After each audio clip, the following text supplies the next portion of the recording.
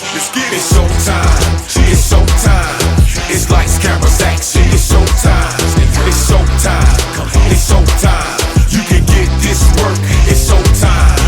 No more lip service. It's time to make it happen. Gun club, Goodie, pimpin' them head to tail captain. Papi got it slapping like a wild beast savage. This ain't black magic, boy. I get it from my daddy. Big dog status, beware of the owner. Independent major. What's good, party people? It's your boy Shadcore. It's 7:27 somewhere. Shout out to KRK. Shout out to 3.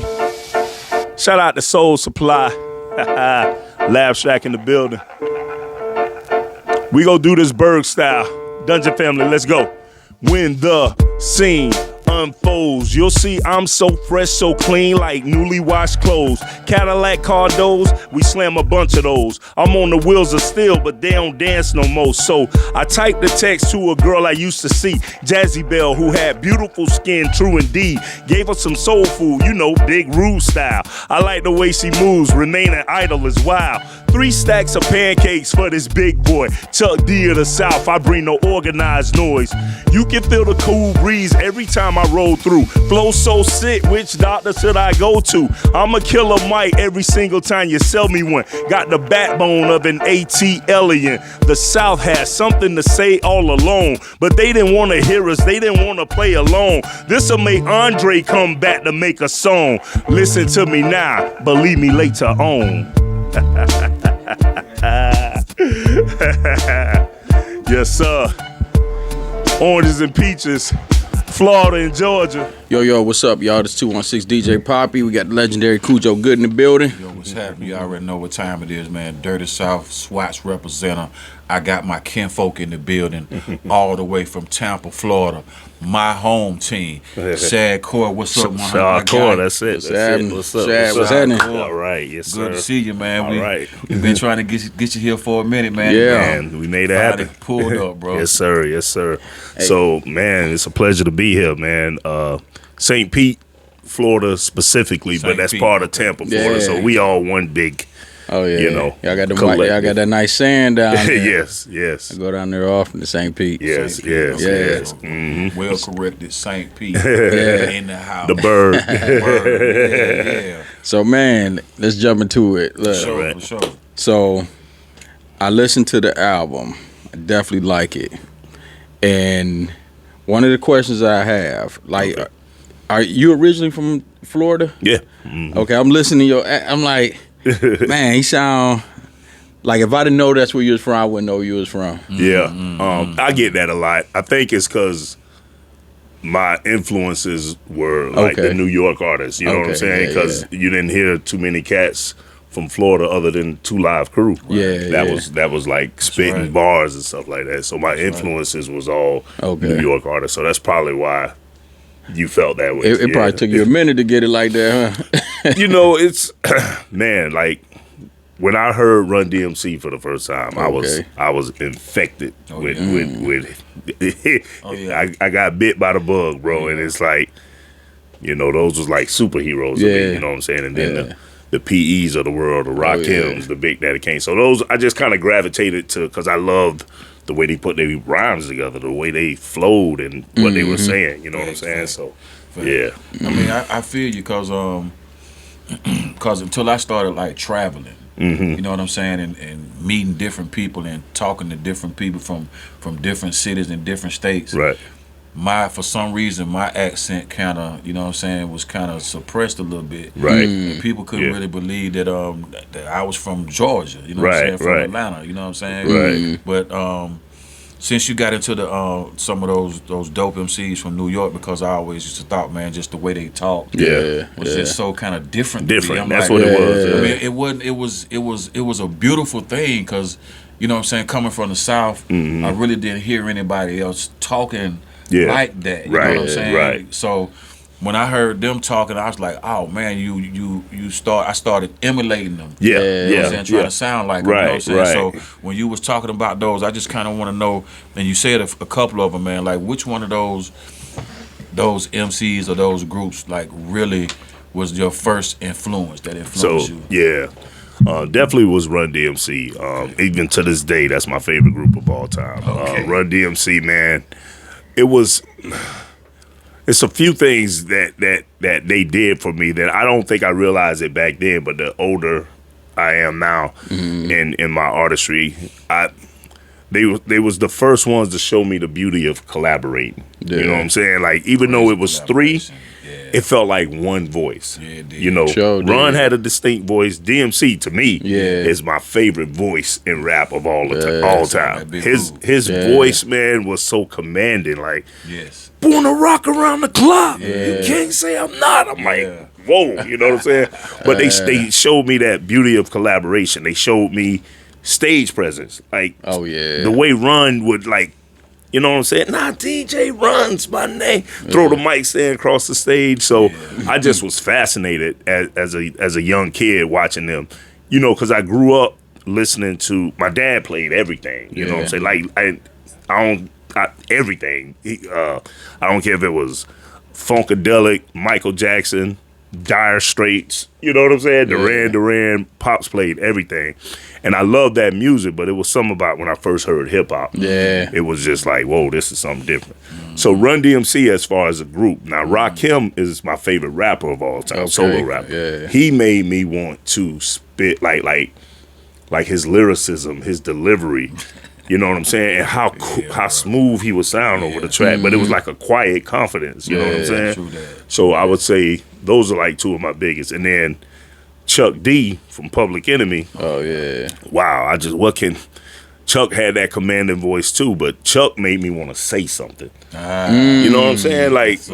He got one of his lines that's always sticks out to me is, I don't rhyme for the sake of riddling. You know what I'm saying? I'm like, so he's like, I'm go say something with meaning while I got your attention. So Chuck made me want to say something. Rakim gave me that lyrical thing that even to this day, that's like, I still hear his influence when I write certain rhymes. And then Run DMC was just the whole package.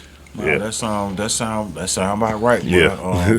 One thing that I heard Chuck D say, because I think somebody asked him like why he rapped the way he rapped or whatever. He said he had always wanted to be a sports announcer. Yes, I heard him say that. Yes, I never knew that. I never heard that. I heard him say that. What, that kind of goes with how his cadence and right, his tone, you know what I mean? And bass, how low can you go? It's like, exactly. Like, man, just to hear those little deep secrets like that, man. It keeps the culture moving, you know what I mean? Because I didn't figure that out until 30, 50 years I never heard of that until now. I've heard that same thing. He wanted to be he's a dope artist too. Of course. Like he can draw like crazy, man. He remind me of a courtroom artist. Right. But way better. Right. Way more better, detailed. Man. He has an eye for that, bro. More detailed. He's crazy with it, man. Yeah. He's crazy. Man, so I got a question for you. So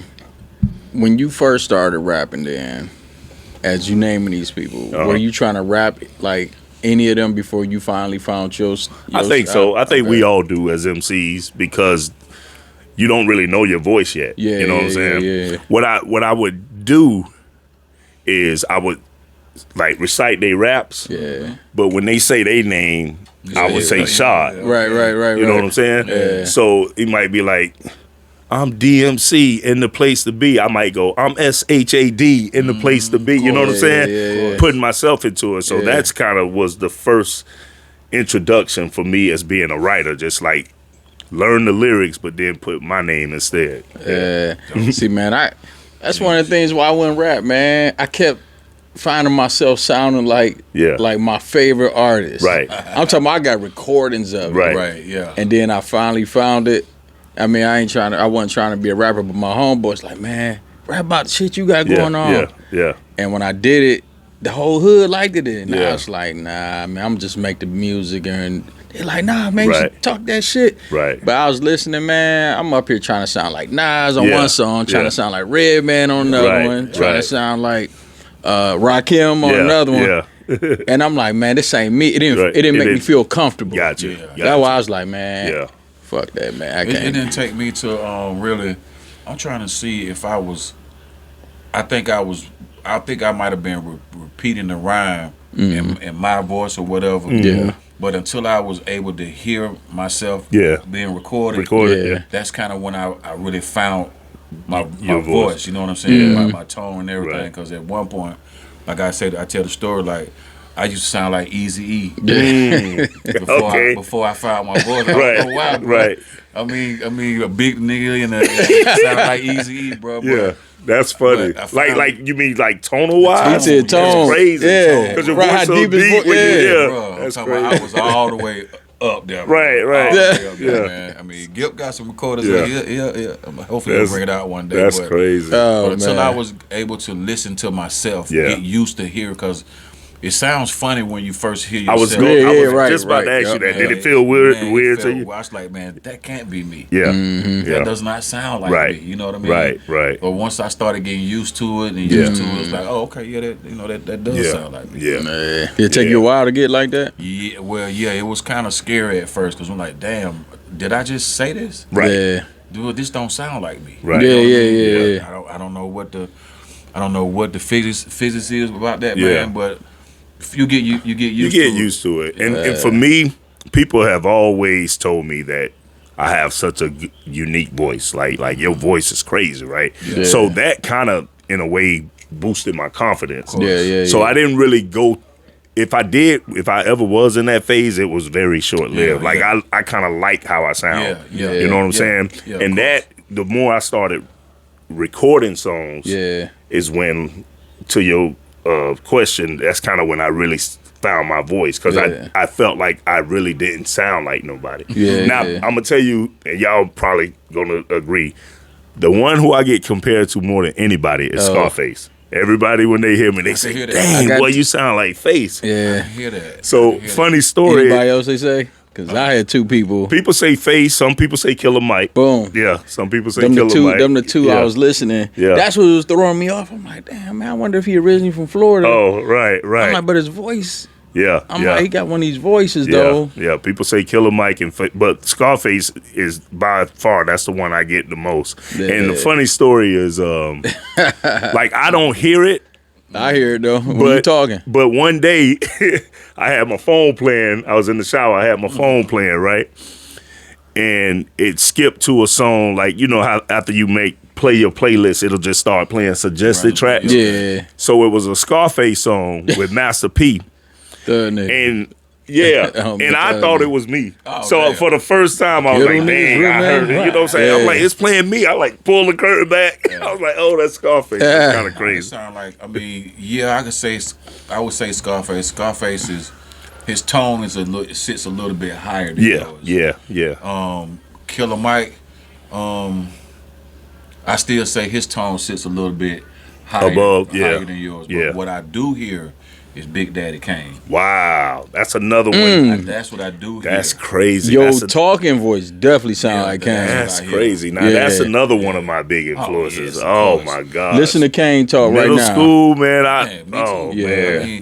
You know what?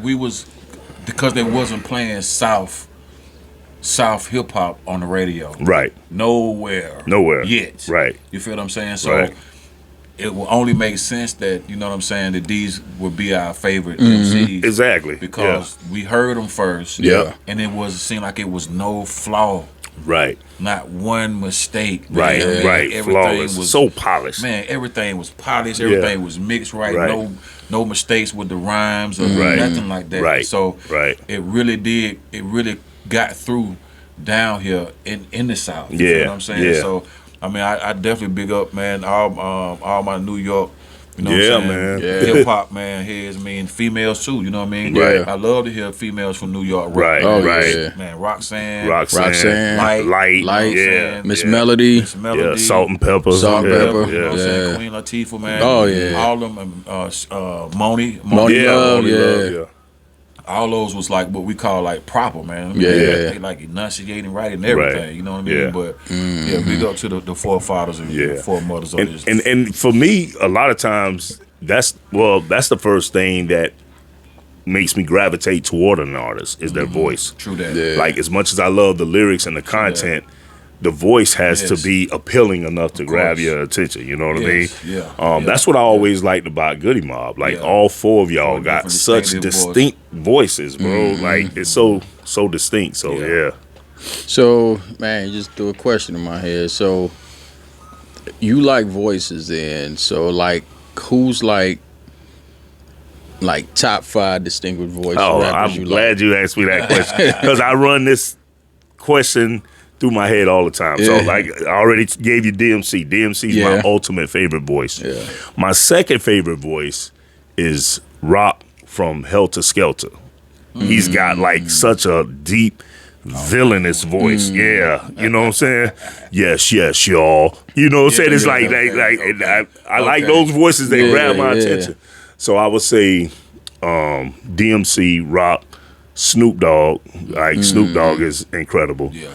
Nobody has a voice. Nope. Method Man. Yeah, nobody sound like him And either. I think I'm gonna round it off. with Ice Cube. Ice Cube voice is crazy to me. Like I still say to this day, Ice Cube has the best introductory verse of all time. Straight out of Compton. That verse, as far as like you never heard the rapper before and they introducing themselves, that verse is like so iconic. Crazy mother named Ice Cube from the Gang Code. I was in the 8th grade. I was like, first of all, I'm like, I ain't even know rappers can say these words. You know what I'm saying? Because really, a lot of artists didn't curse too much, you know what I'm saying? And they just let it out on that album. But yeah, Cube, I think that's my top 5. Yeah.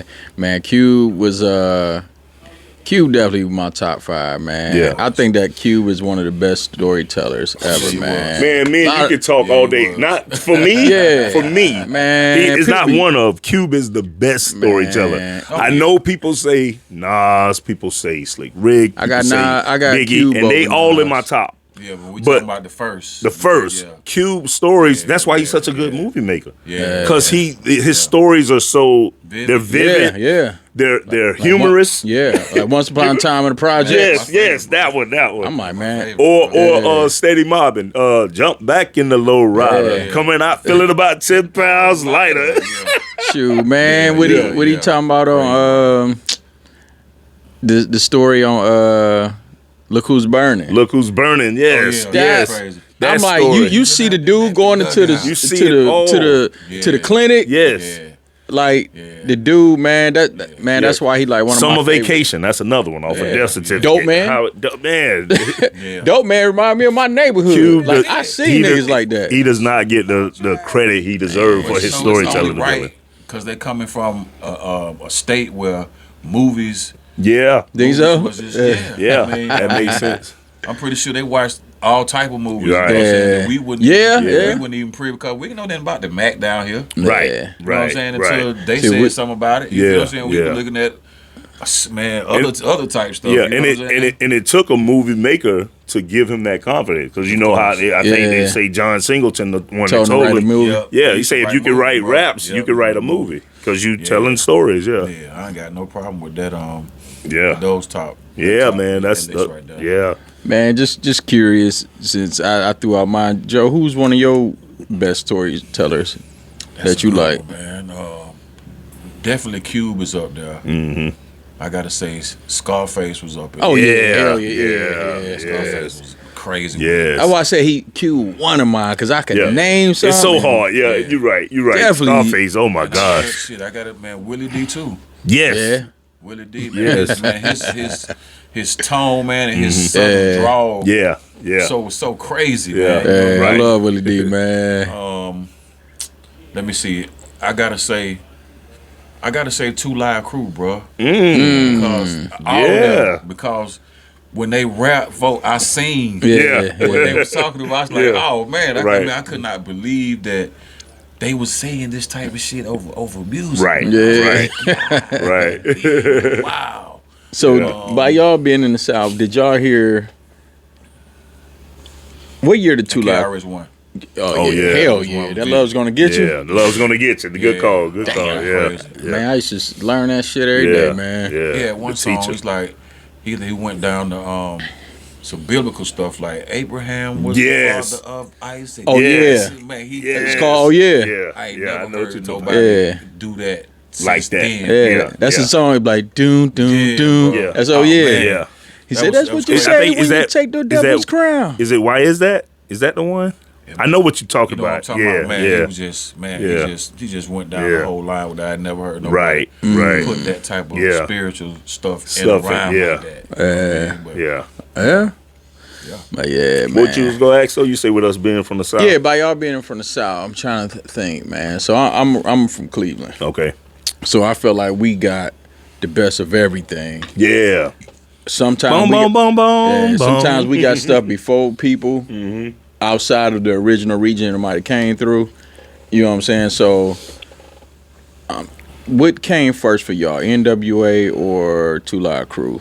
2 Live Crew. Okay. Yeah, 2 Live Crew. See, with us, it was the NWA. Really? Yeah. And then we got a sprinkle of the 2 Live Crew. Yeah.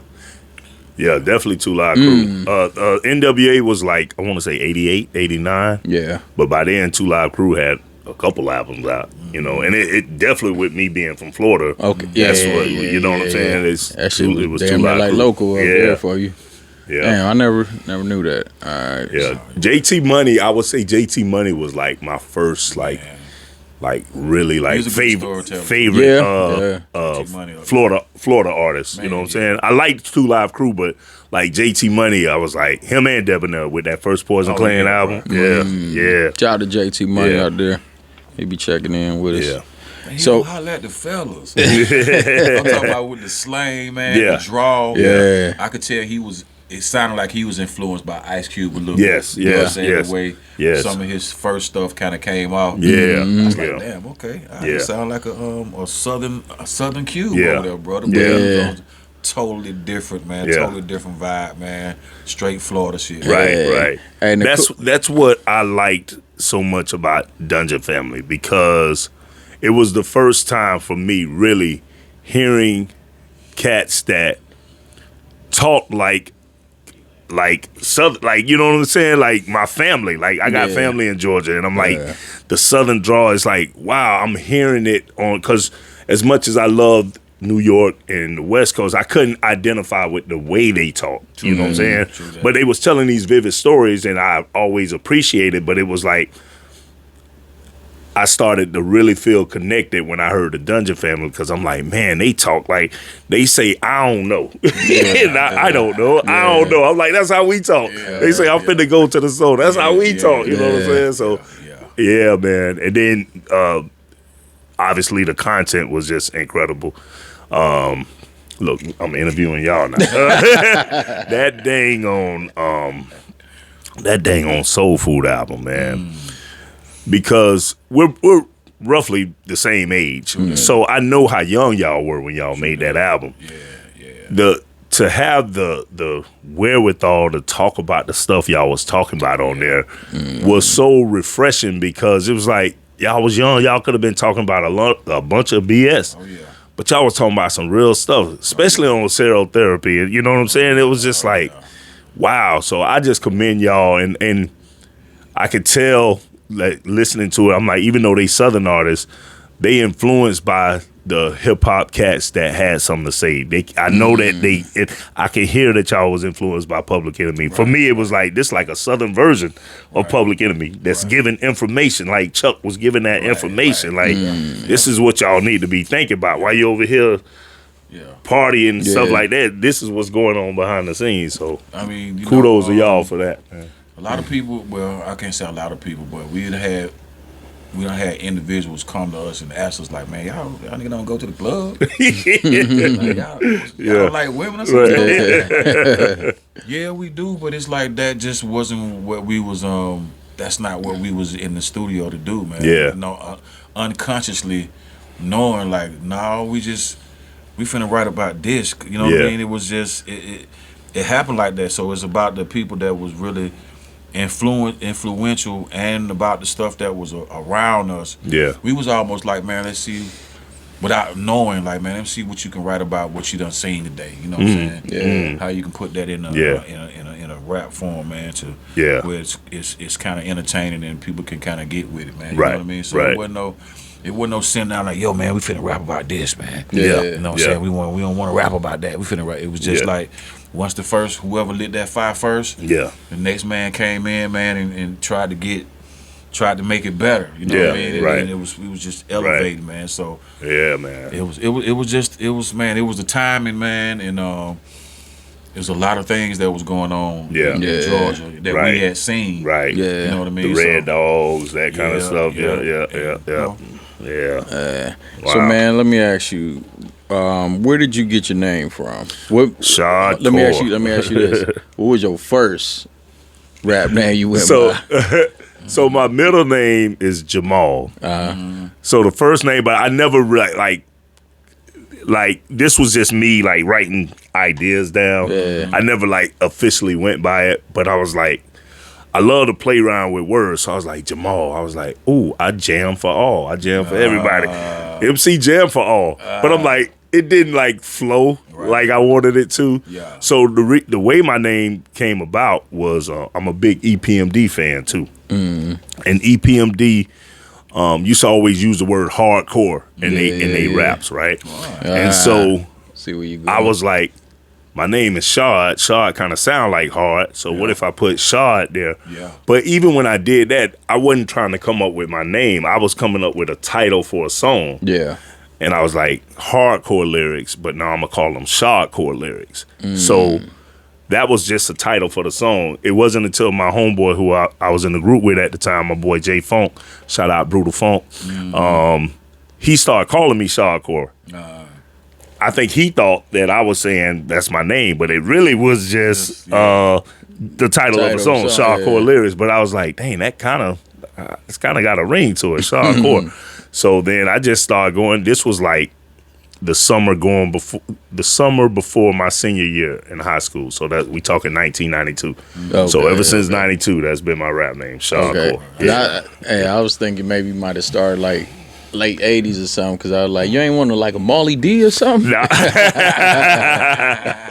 Well, a lot, back then, a lot of rappers put MC before their name, MC Light, MC Hammer, So I was like, I'm MC Jam for all. I was like, nah, but, just Molly, trying to play around with it. Nah, that was hard for me too, man, because I had some quirky ass. So they don't even get into it. But once you find that name, man, that fits you, man, that just take you to that next level. That next level, bro. So when people say it's levels to this thing, it definitely is levels to it. It is, man. So, speaking of levels, man, I just want to know, man, what inspired you, man, to do the book and the album? Good question. So, I've been recording music for a long time, like mid-90s. And so we've seen the changes that it's going through, right? But back in that era, like, albums were important. Like, you fell in love with a whole project. You know what I'm saying? Everybody knows where they were the first time they heard Soul Food. They know where they were when they heard Southern Playalistic. And you sat with that album, right? But now we're in such a short attention span era that people like go to the one song they like and they move on. But me being stubborn and being from that era, I can't like adapt to that. Like, I still like to put a whole body of work together and present that. So I was like, what's gonna make my album stick out and make people see how special it really is? And I feel like one day God was just like, write a book about it. I was like, I'd written one book before. Back in 2014, I wrote a book called I Want to Rap Right Now. So I knew I could do it. I'm like, I've done it before, but I know the work that it was going to take to, like, the commitment it was going to take, because it's one thing to write a song, it's a whole different thing to stay focused and write a book. Oh, okay. Yeah. A book. Yeah, that's right. So, but I'm like, I wanted people to like get a peek behind the curtain especially the ones that aren't artists but like are like connoisseurs and lovers of art, you know what I'm saying, and fascinated by how artists put things together. I'm like, well, let me show them how it's done. And so I decided to write a book that broke the whole entire album down, song by song, chapter by chapter. So it's 16 songs on the album, 16 chapters. And the because I love this so much, it wasn't hard to try to remember the story, you know what I'm saying? To remember the story. So when I got to writing, the pages just were flowing, man. The pages were flowing, and I said, this is gonna make people feel that much more connected to the music when they know what went into it and they know the stories behind it. It's gonna make the album sound a little different. You know what I'm saying? Some people might listen to the album, and there's so many ways people been consuming both of them together, because they go together, right? They like peanut butter and jelly, they go together. So some people might listen to the album, then read the book, then go back to the album, and it's almost like the album sounds like a whole different thing from when they first listened to it, because now they know, you know what I mean? Respect. So dope. So like I said, when I told you earlier, I was listening to the album. So one of the songs I do like is, I guess that's the title of the album, I Left a Message in there. I Left a Miss. Which one? No, because that's just the title of the album. That's not one of the songs. Are you talking about? Let me see that. Yeah. So I was looking at it on Tidal. Oh. No, that's not on title. I'm thinking you think about the, because I did a tribute song called I Left a Mess in There, but I didn't put that on streaming platforms. That's on my website. I did a thank you song for everybody that's been buying the book and the album, and I call that I Left a Mess in There, thank you. So that's available. I gotta go back and look afterwards. Okay. I swear I thought I seen the title. I even jotted it down. I gotta holler at you something. I think you did something on Tidal. I never seen that before. I'm gonna talk to you about that later. I thought I was dope. I gotta show you too what he did. Okay. But anyway, but the way the title came of the album was I say that line in the first song. So I don't know how it works for y'all when y'all trying to come up with the or you yourself or the group, but sometimes the title might not reveal itself right away once you're in the, you know what I'm saying? And so and you're always looking for that what's the connecting theme that I'm talking about throughout the whole album, you know what I'm saying? And I listened to, one day I was playing the first song, and it's a line where I say, I made sure the dude that came behind me was well aware before he entered the booth that I left a mess in there. Joe, it's like it just jumped out at me. I was like, that's the title. I left a mess in there. I was like, ooh, that's hard. And then I love PE. And one thing about PE is they'll always have a long title. Right. It takes a nation of millions to hold us back. Fear of a Black Planet. You know what I mean? So I wasn't tripping like, oh, is that too many words? I was like, nah, it's a statement. Boom, you putting a stamp. Boom, I left a mess in there. When I started writing the book, and I knew I was going to title it the same thing, it started revealing itself that really what I left a mess in there. So I said it on my cocky MC, like, you know what I'm saying? When I first said it, that's what I was thinking. But I'm like, no, it's a deeper message. I left a mess in there. I left a message in there. I left a message in there. You know what I'm saying? Basically, I'm saying leave an impact, leave a footprint. You know what I'm saying? Shift the atmosphere. So, like, when you leave a room, somebody like, man, Shadcore, he was up in there. Khujo must have been in there because it's a mess. But it's like your presence was felt. Right. You know what I'm saying? So the song "My Sugar," I like that one too. Shout out to Wifey. I was gonna ask you, is that absolutely, on there? Absolutely, man, absolutely. I talk about her all the time, man, because she's everything. She's my baby, and it's so easy to write about it because you don't have to conjure nothing up because it's all true. You know what I'm saying? So I'm like, it's just a ode to her, and as long as I do it, I can, keep getting cool points. Hey, man. When I heard you say that, mention that in your in the book, the audio one. It's like you just like to see how her face light up, man. That's it, Joe. When you that do a song about it. That give me everything, bro. Like when I first met her, you know, trying to impress her. You know what I'm saying? I was like, she don't even know I got these bars, man. Let me put something on her. You know what I'm saying? So I spit a verse for her when I first met her. And she wanted to go home and like we went to her mom's house and she was like, show my mom that rap you just did. I was like, oh, I'm in there. She like, yeah. So mom, come on, so, man. Yeah. That's all right, man. When you got your rib on your team, you know what I mean? Absolutely. Got your back, man. And, absolutely, bro. And she, man, whatever you do, she's definitely pushing you toward. She pushes me, and she keep it 100 with me. Like she, you know, sometimes we want a cheerleader, right? You know what I'm saying? Yeah. And she don't get me wrong, she a cheer, but if she don't like it, she goes. She was like, "What? Mine too, bro." Yeah, she like. Mine too. Like, she was like, that. Yeah, right. Like that. I be like, well, you don't like it, somebody else. Somebody else gonna like it, right? You gotta have somebody that's gonna tell you the truth. You know what I mean? Because that's gonna make you go back in with damn. Exactly.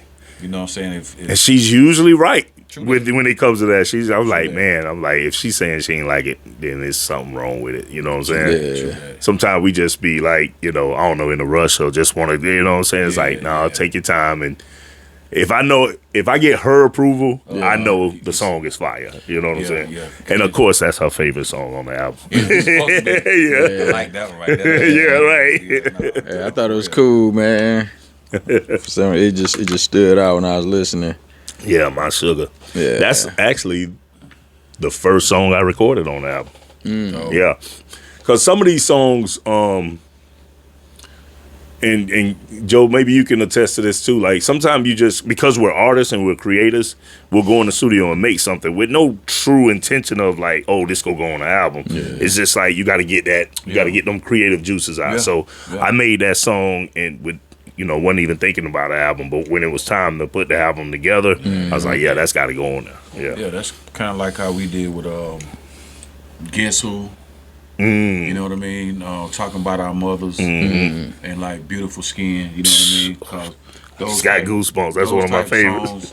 Separated us from a lot of people because you know what I'm saying? Niggas wasn't doing songs about their mama. Right. You know what I'm saying? Or about Beautiful Skin. They was actually doing the opposite.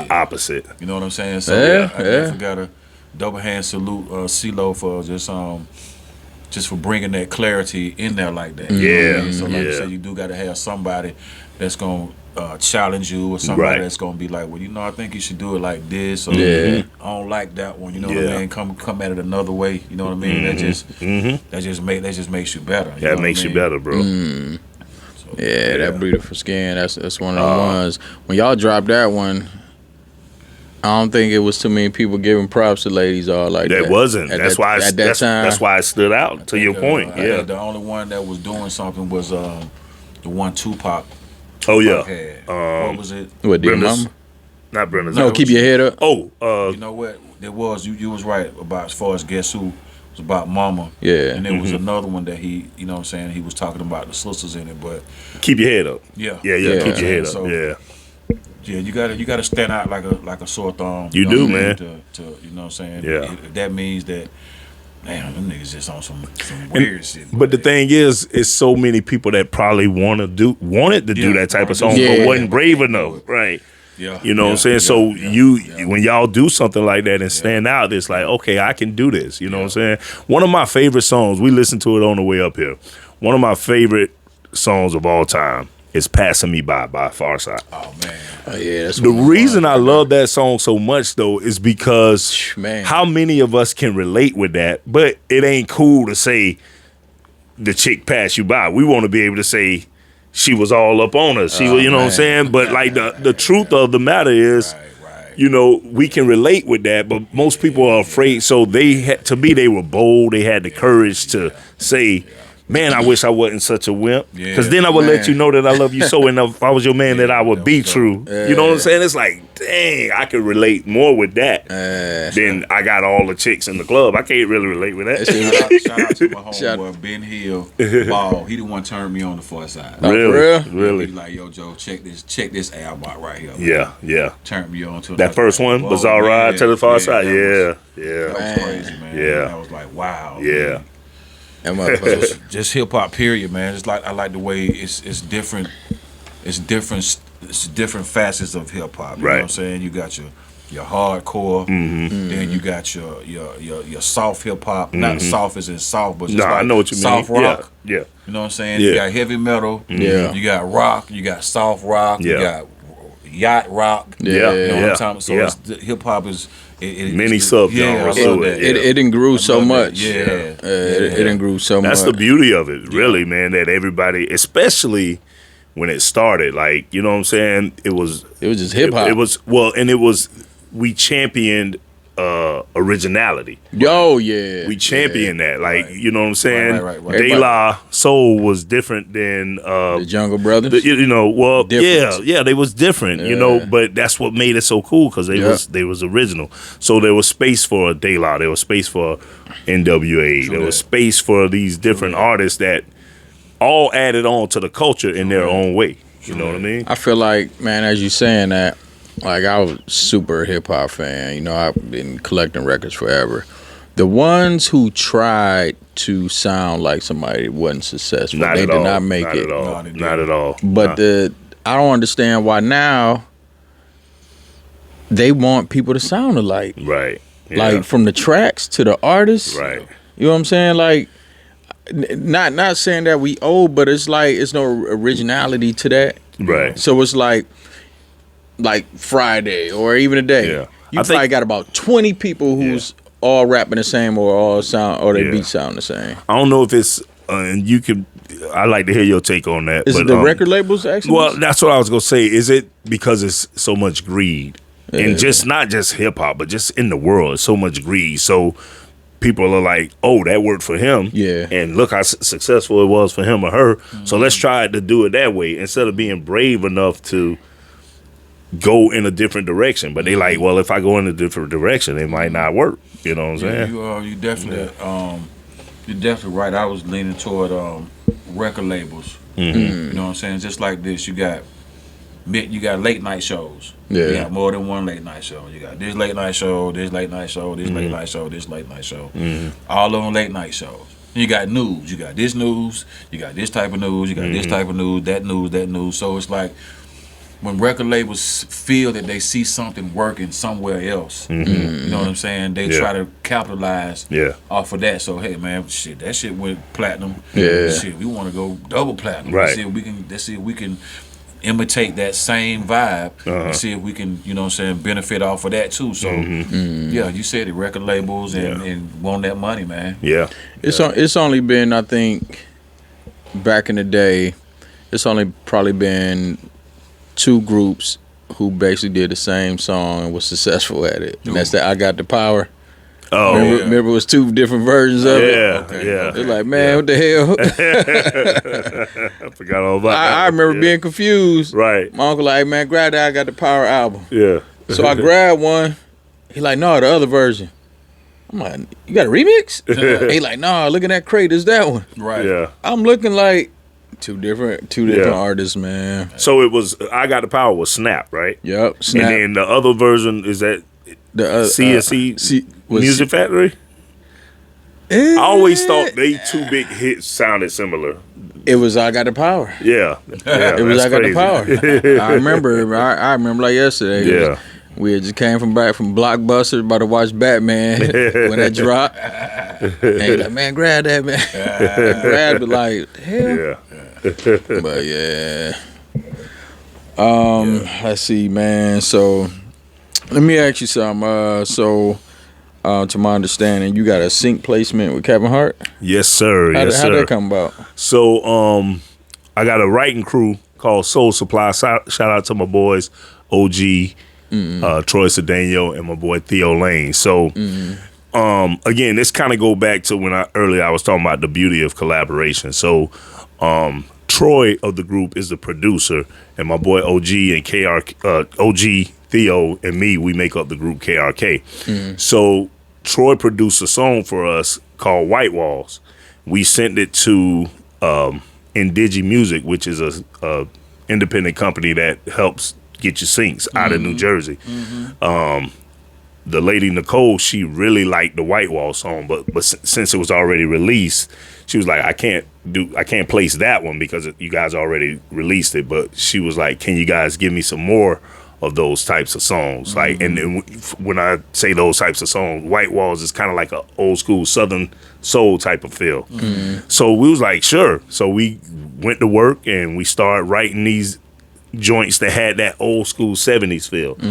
And this is another like space I like to work in as a songwriter, bro. Like I love rapping. I'm always love rapping, but I love writing for other artists. And my boy Theo is amazing. His voice is like so unique.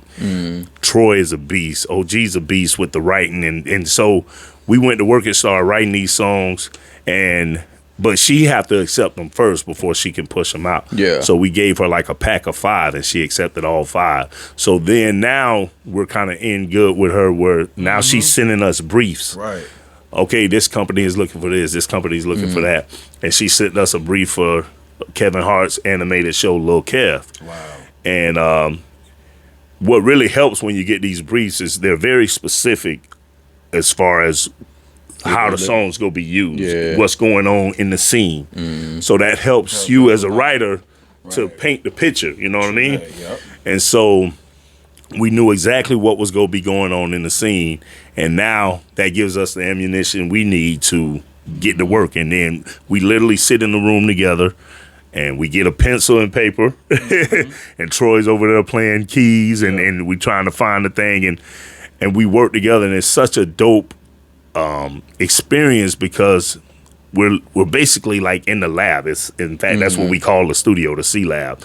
And so we just went to writing, and we just knew like every time you send something, you like, okay, this gonna be the one. But this one, we like, it's no way they gonna turn this down. It was so good, man. It was so good. And then, so that's out already? It's out, yeah. Okay. So it's on episode 8 of season 1. Wow. And here's the dope thing. So we would have been happy to just have the song in the show playing in the background, knowing it's in there. Yeah. But the way it was set up for this particular episode, the songs are the feature. They're featured in that scene. And what I mean by that is they animated an old school band called the Scintillations. Oh, and they're singing the song at Kevin Hart's mom, at a concert that Kevin Hart's mom is attending. And I'm talking about they throwing the panties out. It's crazy, but that's our song that's playing during the episode. And let me backtrack a little bit. So like I say, I'm like, this go get picked. But then you go through the waiting period. So you submit the stuff and he's like, and you're trying to be, optimistic, but you ain't hearing nothing. He's like, man. And then one day she called us and she said, you guys are in the running. It's like 3 songs that they're looking at, but you guys are kind of the front runners. And then like a few weeks later, she said, you guys got it. And oh man, we were so happy because like all of us are, late 40s or better. Yeah. And all of us have been doing this for so long. Yeah, for sure. And it's, unfortunate sometimes like people give up on their dreams. Yeah. You know what I'm saying? They're like, this ain't happening. We had these imaginary windows that we put up and we like, if I don't get it by then. I remember I used to do it. Hey, I remember I was like 21. I'm like, man, if I ain't on by 25, I'm done. But I love it too much. So that number just kept getting pushed back. If I ain't on by 30, I'm you know what I'm saying? And here I am. I just turned 50 last November. Okay. But I'm like, I never gave up because I just felt like my time would come. Yeah. And I'm like, no timing is better than God's timing. I'm like, when I look back on my life, I'm like, if I would have got it when I thought I would have wanted it, it wouldn't have worked. Yeah. You know what I'm saying? I can appreciate it more because I got, like you said earlier, we was talking, I got skin in the game. I understand the sacrifice, you know what I'm saying, and everything that it takes. I worked 2 jobs for a long majority of my life. I just retired from UPS last year. Yes, thank you. Congrats. But even through all that, and people always say, Shad, how do you have time to work these jobs and still do music? I'm like, because I love it. You make time to do what you love to do. Yeah, of course. And it's in me. I'm still hungry. You know what I'm saying? I'm still hungry to show the world what I can do with this pen, bro. Like, you know what I'm saying? I'm like, I bet on myself. Yeah. And but it's so dope when you can do it with your peers and your friends and stuff like that. So we were so we all got to breathe that sigh of like finally something good, because you throw stuff at the wall and it's like, does this stick, and sometimes people get burnt out, but that was a great experience. Man, I'm happy for you, man, appreciate you, because that's like that's damn near one of the ultimate trophies right there. You know what I'm saying? Yes. That your work is getting chosen for something that's going to be broadcast everywhere, and not just by a nobody. This is Kevin Hart. Right. Biggest comedian. They like it like they like it. Guess what? They're going to be asking you for more. Right. That's all you want is that foot in the door. Get that foot in the door, man. They can't close it up with your foot in the door. Yeah, man. I always think about one of my favorite scenes in a movie is LL Cool J and Crush Groove. They were finna turn him away. He was like, box. Y'all about to see what's... and then they were blown away, right? You got him out of there. You would have never known, right, man? But no, that's great, man. I like hearing that, man. One particular song, one of the songs I wanted to holler at you about that I found was interesting in the book that you was writing about.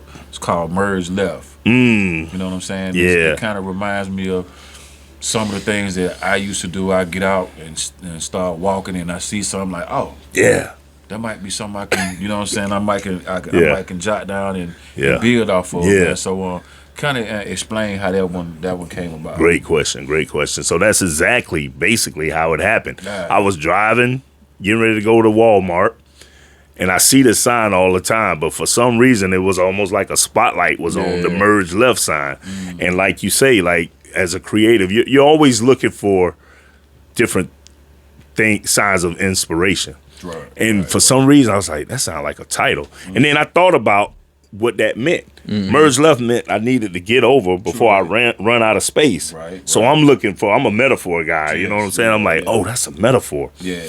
And so I'm like, I'm gonna make that a song, and I'm like, I gotta put my dog OG on it, because OG's the elder statesman of us all. OG's close to late 50s, but he's another one like me. He just he got an album called Don't Quit. You know what I'm saying? So he was like, don't quit, just keep going. And so I was like, I gotta put my dog on it because he can relate with adjusting and adapting, you know what I'm saying? So that's what that song is about. Make an adjustment before you run out of space. You got to do something different. But still keeping on the track of I'm going after my dreams, but maybe I'm gonna figure a way to tweak it a little bit, you know what I'm saying? So like that, like the Kevin Hart thing, you know, I love rapping, but that was a different way for me to express my creativity through writing a song, because these songs we submit to her is probably 10%, if that, of any rap. It's mostly Theo singing the songs that we wrote. When you hear these songs, bro, it sounds like it came straight out the 70s. I didn't know I can do that, but I had confidence at the same time, because I'm like, music is so much a part of who I am. It's like, you know, you see this cover right here. This Pops right here in the living room. This is where it started. It's actually a picture of me right above his head as a little baby. So it's in me, you know what I'm saying? So I'm gonna find a way to express it. I'm gonna find a way to merge left. Okay, not saying I'm gonna go quit or give up on rapping, but what if you try this? What if you try this? You never know. You might surprise yourself. So that's what Merge Left basically is all about. Dope, man. You know, things that people don't really know about our people are that we are a singing people. You know what I'm saying? I mean, even through hard shit that we was going through, we were still singing. You know what I'm saying? So our people, that blood is in us. You feel what I'm saying? So whether it's rapping about it, whether this is speaking about it, or where you doing it, you know what I'm saying, just musically doing something else with your hands. Right. It's in us, you know what I mean? So it's gonna be kind of hard to ignore that. Right. You know what I mean? Like when you hear music, if you don't start doing something, there's something going on. Yeah. With you, you know what I mean? I'd be like, you dead. You dead. You feel what I'm saying? Yeah. So it's in us, man. We're that type of people. We're spiritual people. Yeah. That we was even singing to our God. You know what I mean? You know what I'm saying? That's why, like, one of my favorite books of the Bible is Psalms. Yes. Because it's all songs. Yes, absolutely. But the thing about it, the words don't rhyme. Right. Yeah. You know what I'm saying? Right. But these were just songs that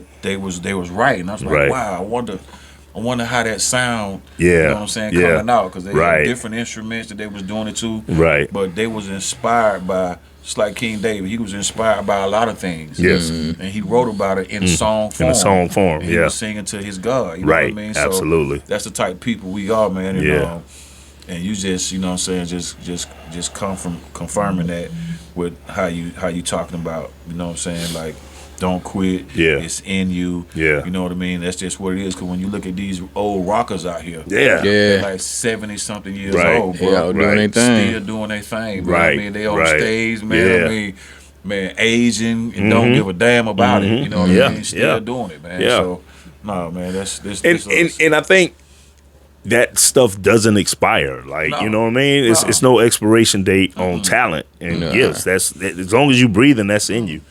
We're And still playing them oldies Yeah. from the Yeah. 60s, Yeah. Right. 50s and 60s. Yeah. So it doesn't die. Another generation comes and discovers it. Yeah. And think it's something new. Like, Right. wow, Right. it's been here, man. it's been here, man. Yeah. Man, so I know me and you was talking earlier. You say you got a song with Big Rube. Yes, sir. How'd that come about? The first song I did with Rube was about 8 years ago, and I follow him on Instagram, right? So he had this one particular post. He said, you know, for features, get at me or something like that. Yeah. So I'm like, well, it can't hurt to try, right? Yeah, so I shoot him an email and I put my number in there, and I don't think about it no more. I think 2 days later I get a call. And I think I see the 678, but I still ain't putting it together. I ain't thinking it's him. Right. And he's like, yo, can I speak to Shadcore? I was like, yeah. He's like, yo, this Rube. Big Rube?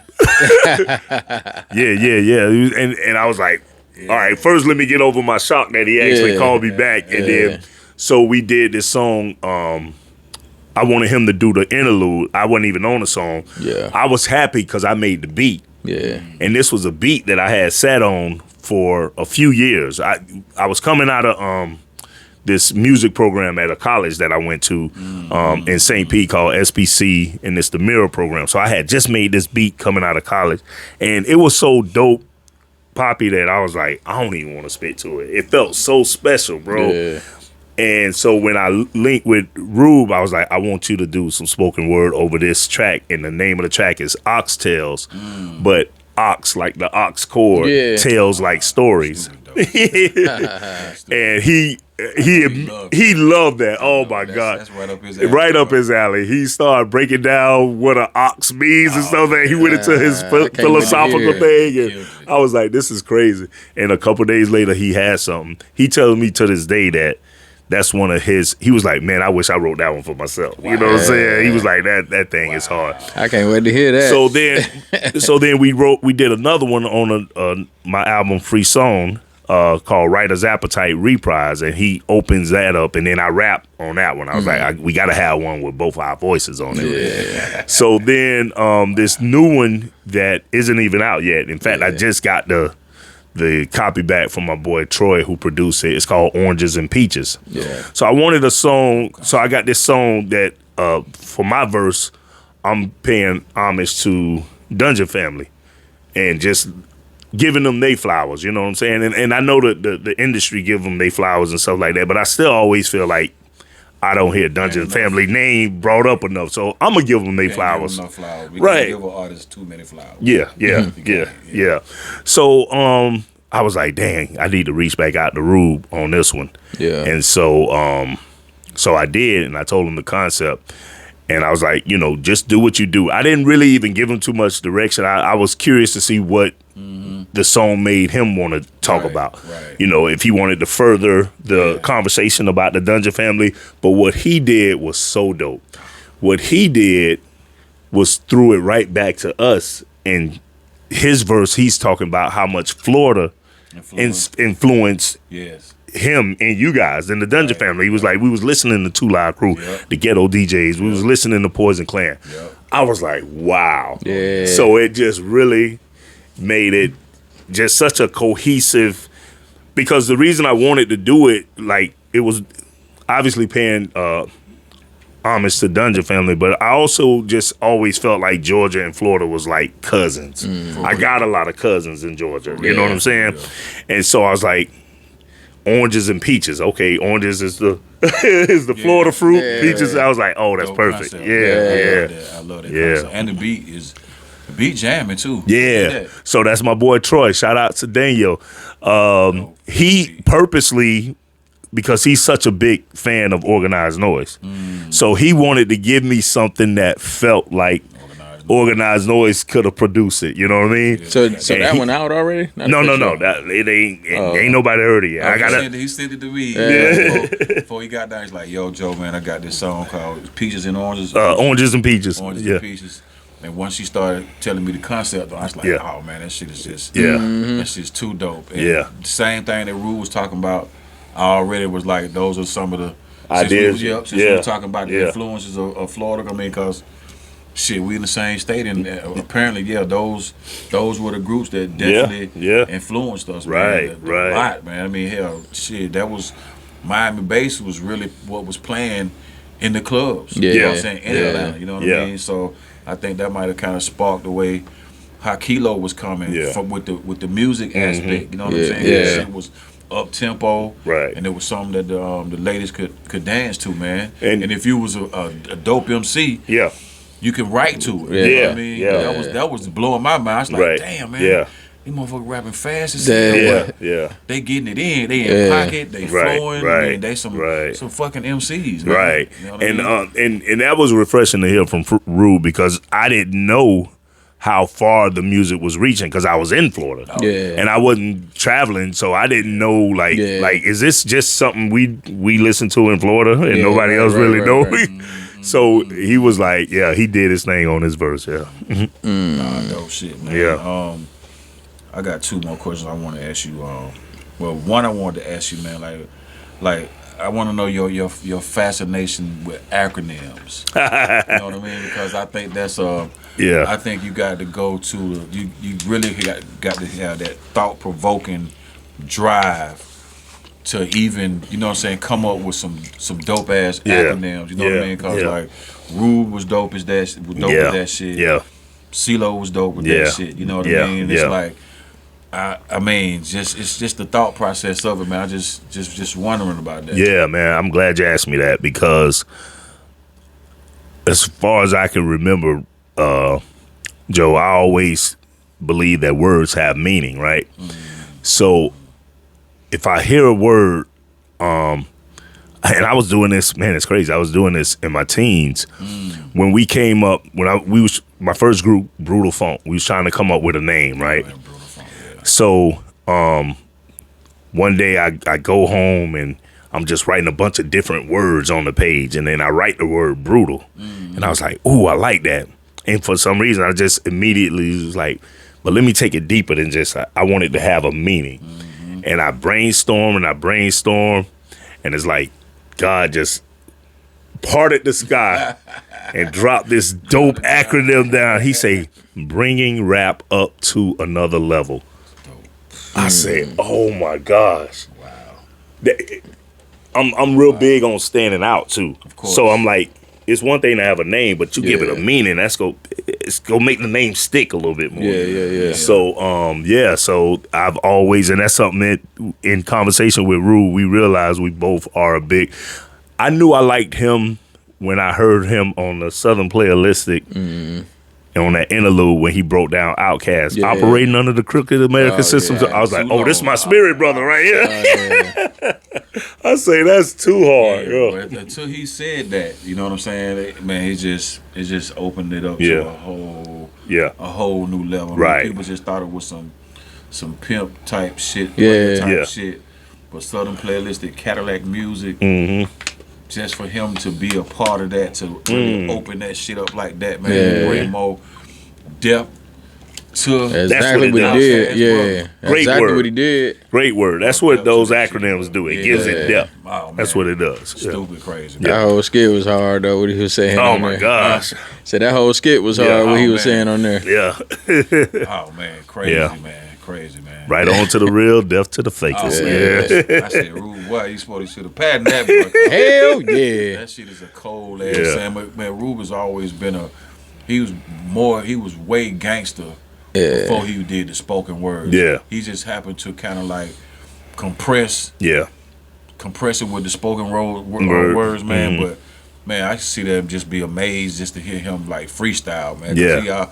When he freestyle, he'll look in your face and be doing like this. But, I mean, face don't even change. Especially when you get into some gangster shit. Right. But he just be just like this. Right. So like, oh man, you too hard, boy. Yeah. When he submitted when he sent me the verse for Oranges and Peaches and we talked on the phone, we were like 2 9-year-old kids hearing hip hop for the first time in our conversation, because we started going down memory lane and talking about our favorite MCs, and we'd be like, "Oh, what about Run DMC, Daryl and Joe?" I was like, "Yeah, that was hard." What about King of Rock? It was just so dope to see somebody else who kind of thinks like me and that feel the same way. Tell me about Clash of the Titans. Okay. Shout out to my boy J Ack right there. J Ack. So me and Jay we met in college about 15 years ago. And now at this point we're both in our 30s, but we both went to school for music because we wanted to basically hone in a little bit more on our skills. It was like, yeah, I know I can rap, but I wanted to learn how to read music, and I wanted to learn how to just take it to the next level. So we met in school, and at the time, the college had all these different ensembles, like rock ensembles, R&B ensemble, jazz ensemble. What I mean by that is they basically, for a semester, you would be paired up with other students and you would learn how to basically collaborate with those students in whatever respective genre you were doing. And most of them were doing cover songs. Jay, thinking outside the box, had a idea of, he was like, Shaw, what if we do a hip hop ensemble? You think the college would be open to that? I was like, bro, that's a genius idea. We had all the resources right there with other students that we had done worked on projects with. Nothing about hip hop there. Not really, no. But it was contemporary music, so we were like kind of optimistic that they might be open to it.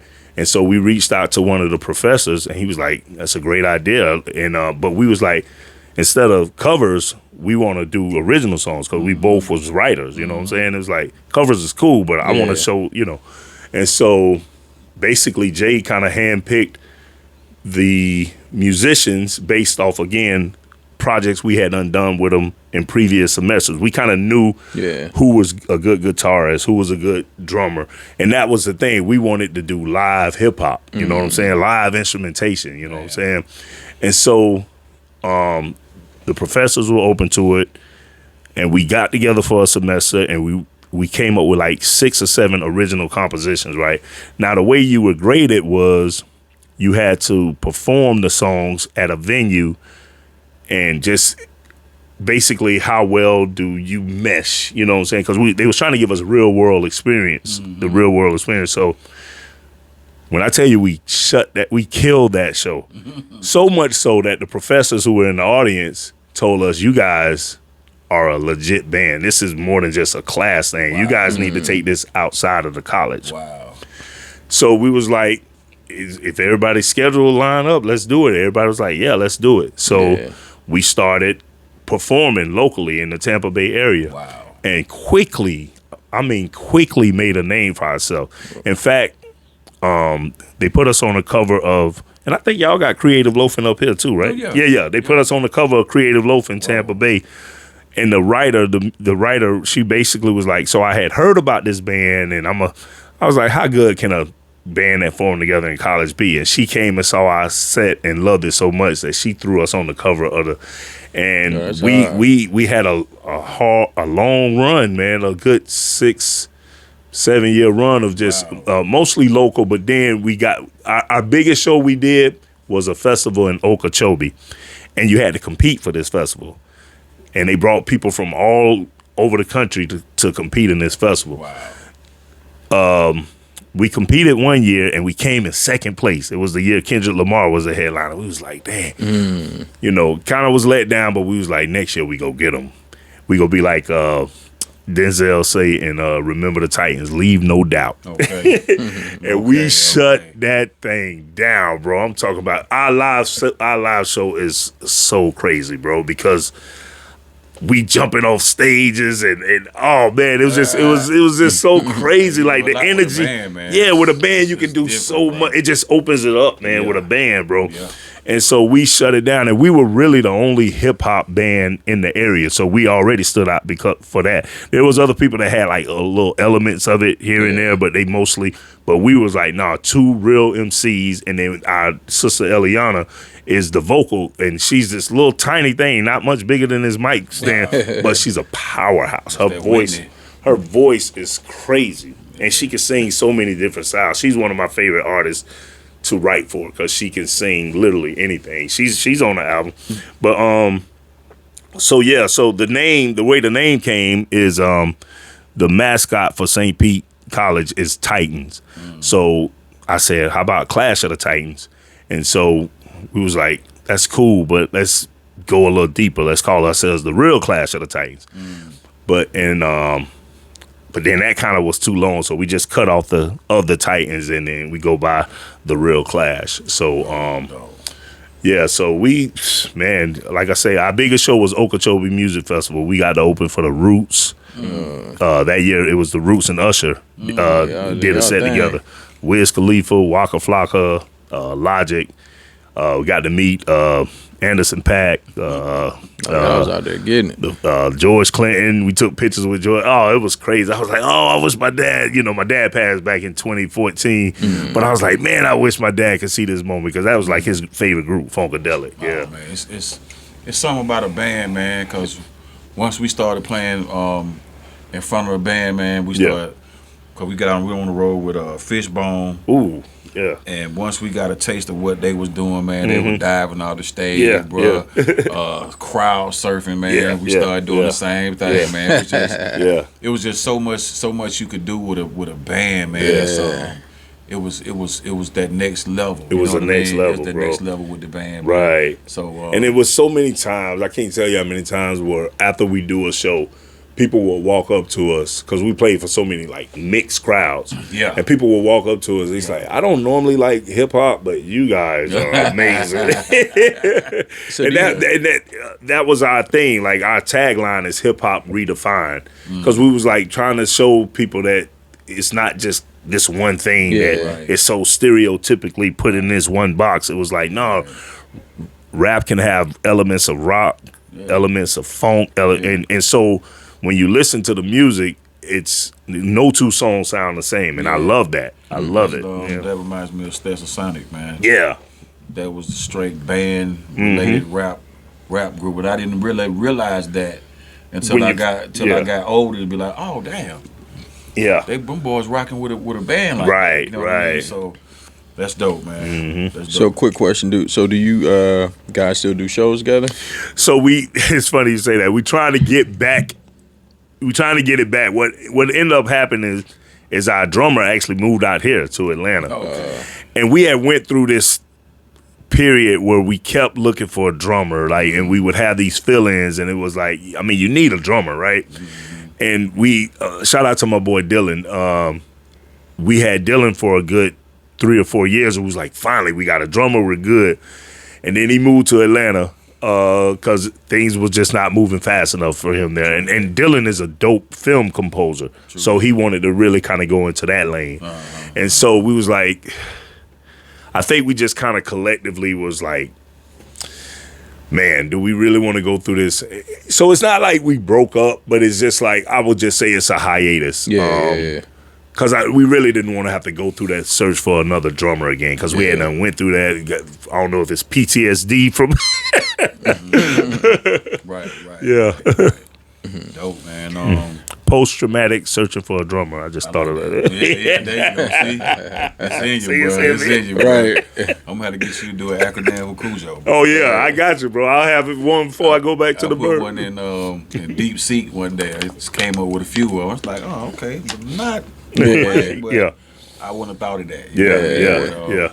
Were you a fan of the movie? That's where they come from? The movie Khujo? The dog movie. I seen it a couple of times. Mm-hmm. I was almost kind of reluctant to look at it because it was kind of vicious. It was very vicious. That movie scared the crap out of me as a kid. That movie scared the crap. I was like, man, she's stuck in that Volkswagen the whole time. Yeah. Talking about that dog was vicious, and I kind of like want to come vicious like that. You know what I'm saying? Because I was like, okay, Snoop Dogg, he kind of laid back. I'm like, man, I'm not like that. You know what I mean? I played football. It was kind of weight room, just real kind of aggressive. Yeah. So I kind of want to come kind of vicious like that a little bit. You know what I mean? So, then I found out that actually the name was Khujo.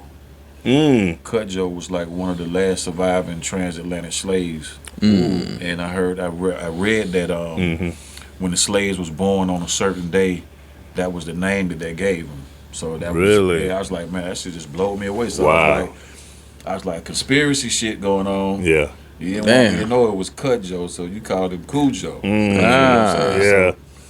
It was just some crazy shit, man. That just dropped on me, man. Right. You know? Right. Nah, I thought that was hard, bro. And then like the spelling of it, because in the movie, I think it's CUJO or something like that. So I was trying to find something to do with my name. You know? Yeah. Come on, Willie Knight. Come on, man. Yeah. So I read up Willie D. So yeah, can't use that. Yeah. Like maybe I just use the first letter of my name or something. Yeah. Okay, well, you know what I mean. But Willie Knight sound like you know how to barbecue. Come to Willie Knight Barbecue. Hey, Willie Knight, man. Who made them reels? That was Willie Knight, boy. Get some of the Willie Knight. Yeah. Okay. Let the people know where they can find you at. All right. Right there. Let them know. Hit me up at shadcore.com, SHADCORE.com, or hit me up on socials at Shadcore Official. Make sure you hit me up on the website though. I just started this new subscription where we're gonna take a deeper dive into I Left a Mess in There. We're gonna do a private online book club. So for just $8 a month, you could be a part of that book club. You'll get exclusive merch, discounts on merch. What else?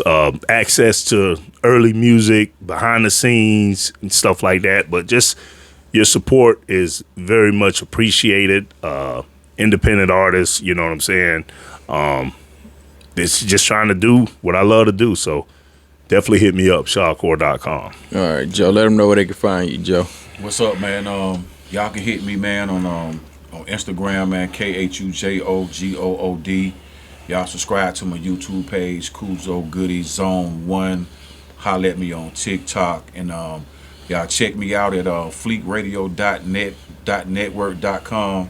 fleetradionetwork.com. Search for Say Less Radio, where it's nothing but 24/7 Dungeon Family music, man. Bangers. On Fridays, I do mix shows with DJs. This week, I'm gonna have DJ Jelly on there, DJ Cannon Banyan, and DJ King Flow, man, from Sweden. And I want y'all to check out my new stuff, man. It's called Bedroom Therapy. Bedroom Therapy, honey. You know what I'm saying? It's for, you know what I'm saying, when you want to get it on, what you get on. You know what I'm saying? All right. No side effects, no nothing. It's all natural. You know what I'm saying? I got the honey, and I got the coffee too. You got coffee? got coffee. You know what I'm Okay. saying? So Oh, man. your coffee, man. Tell your lady, man, you ready? You know what I'm saying? And I got it for women too. You know what I mean? For this right here is called Seduction for my Latin brothers and sisters. You know what I'm saying? So y'all get at me, man. Y'all want to try it out, man? It's nice. Hey. Hey, man, listen, man. Y'all can find me at 216djpapi.com. Make sure y'all follow that website. Make sure you follow it. And then if you want to follow me on any social media, it's 216djpapi on all platforms. Also, every Saturday morning at 10 a.m. Eastern Standard Time, make sure y'all tune in to Showtime Radio. I got nothing but bangers. The music y'all gonna hear, our legends, they still out here doing their thing. You know, our current rappers, they doing their thing. And I find the artists, y'all. You know, independent, I got them. If they banging, we got it. Make sure y'all tune in 10 a.m. to noon Eastern Standard Time. Hey, stay tuned. We got a show for you real quick. ATL, hope you don't like it, fly away. Like 3 stacks said, the South got something to say.